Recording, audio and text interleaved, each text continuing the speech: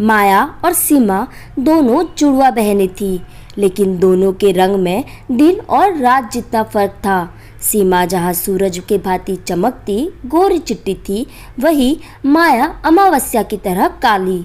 School में भी माया और सीमा में भेदभाव हुआ करता। सभी लोग सीमा को बहुत पसंद करते थे और माया का मजाक उड़ाते, जिसके चलते माया ने दुखी होकर स्कूल जाना छोड़ दिया और घर पर ही रहने लगी।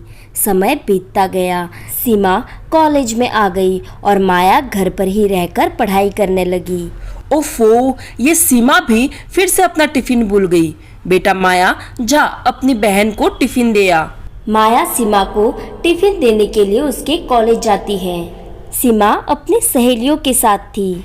ये लो सीमा, तुम टिफिन घर पर ही भुलाई थी। सीमा की सहेलियां माया को देखकर दंग रह जाती है। वह माया का मजाक उड़ाते हुए सीमा से कहती है, सीमा, क्या तुम इस लड़की को जानती हो?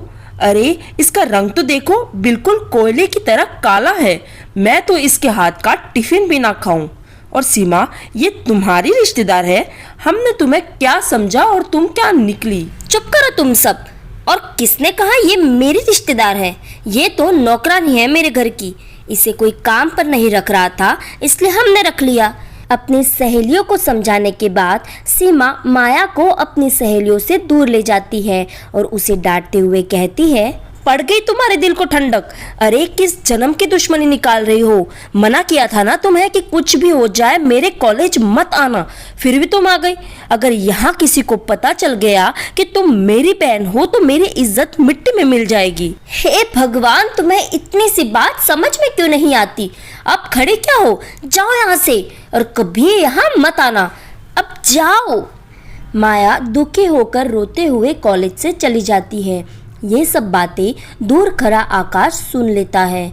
आकाश जो सीमा से बहुत प्यार करता था, लेकिन सीमा ने अपनी खूबसूरती के घमंड के चलते उसे मना कर दिया था। आकाश को सीमा का घमंड तोड़ने का एक सुझाव आया। कुछ दिनों बाद आकाश अपने माता पिता को लेकर सीमा और माया के घर पहुंचता है, शादी का प्रस्ताव लेकर। तभी सीमा आकाश को देखकर उससे कहती है, तुम यहाँ कैसे? उफ, आजकल के लड़कों की एक ही प्रॉब्लम है, रिजेक्शन सहन ही नहीं कर पाते। एक बार मैं तुम्हें मना कर चुकी हूँ ना, ये बात तुम्हें समझ नहीं आती। और हिम्मत तो देखो तुम्हारी, मेरे घर तक आ गए। अरे कम से कम मेरी और अपनी हैसियत का पता तो लगा लेते। सीमा की इतनी बेइज्जती भरी बातें सुन आकाश उठ खड़ा होता है और गुस्से में सीमा से कहता है, बस सीमा, मैं तुम्हारी यहाँ फिजूल की बातें सुनने नहीं आया हूँ।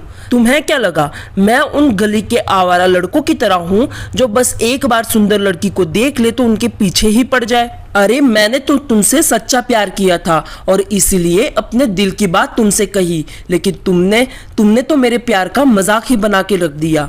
और अब तुम क्या चाहती हो? मैं तुम्हारे पीछे अपनी सारी जिंदगी मजनू बनता फिरूं? एक बात कान खोलकर सुन लो तुम, मुझे तुम में अब कोई दिलचस्पी नहीं है। मैं तो यहाँ शादी के लिए तुम्हारी बहन माया का हाथ मांगने आया हूँ। ये बात सुनकर सभी लोग दंग रह जाते हैं, यहाँ तक कि माया भी, क्योंकि उसने सपने में भी नहीं सोचा था कि आकाश जैसा खूबसूरत लड़का शादी के लिए उसका हाथ मांगेगा। सीमा को भी एक झटका सा लगा, क्योंकि उसे घमंड था कि आकाश जैसा लड़का उसे पसंद करता है, लेकिन उससे इस घमंड करने की वजह को छीन लिया गया था। देखो बेटा, मैं तुम्हारी बात को समझ सकता हूँ, लेकिन तुम माया से तो मिल ही चुके हो। उसका रंग थोड़ा सांवला है, जिसके कारण उससे कोई शादी नहीं करना चाहता। कहीं ऐसा तो नहीं कि तुम मेरी बेटी सीमा को सबक सिखाने के लिए माया का हाथ मांगने आए हो? देखो बेटा, अगर तुम ऐसा कर रहे हो तो ये बात बहुत गलत है। शादी कोई मजाक का खेल तो नहीं, इसलिए मैं कहता हूँ एक बार तुम और सोच लो। अगर तुम अभी अपना फैसला बदल दोगे तो हमें कोई दुख नहीं होगा। नहीं अंकल, मैं जो भी कह रहा हूँ सोच समझ के कह रहा हूँ।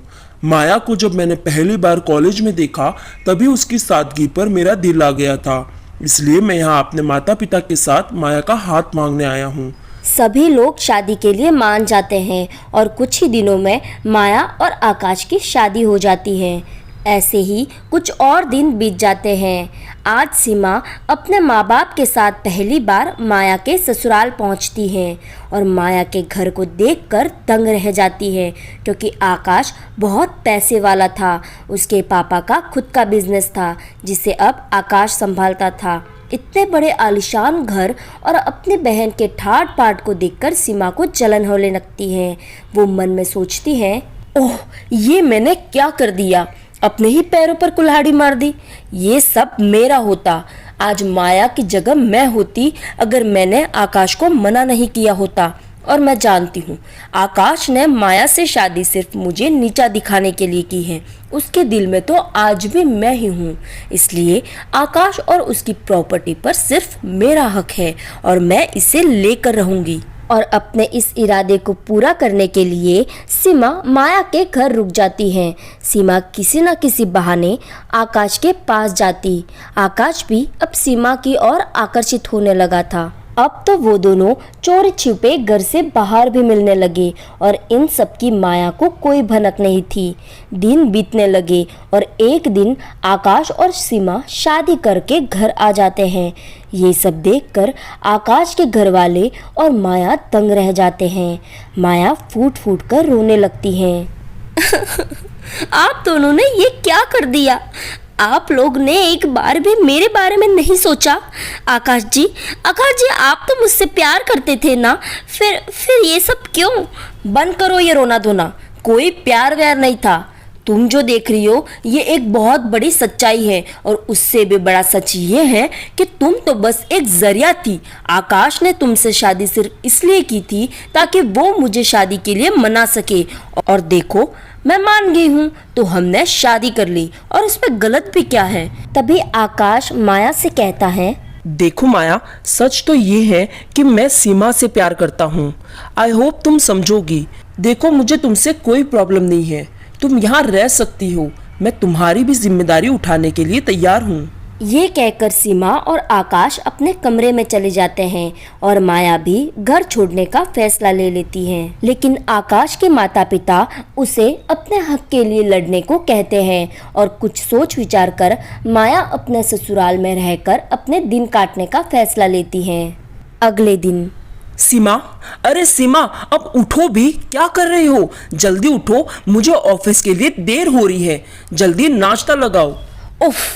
उफ आकाश प्लीज मुझे सोने दो, मैं तुम्हारी बीवी हूँ, कोई नौकरानी नहीं। और ये क्या सुबह सुबह नाश्ता लगा रखा है? अगर तुम्हें नाश्ता करना ही है तो जाकर उस नौकरानी से कहो। माया को तो ये सब करने की आदत है। अब जाओ और मेरा दिमाग मत खाओ। और ये कहकर सीमा फिर से सो जाती है। आकाश को ये सब सुनकर बहुत दुख होता है। यूं ही दिन बीतते जाते हैं। सीमा की बदतमीजियाँ यूं ही बढ़ने लगती हैं।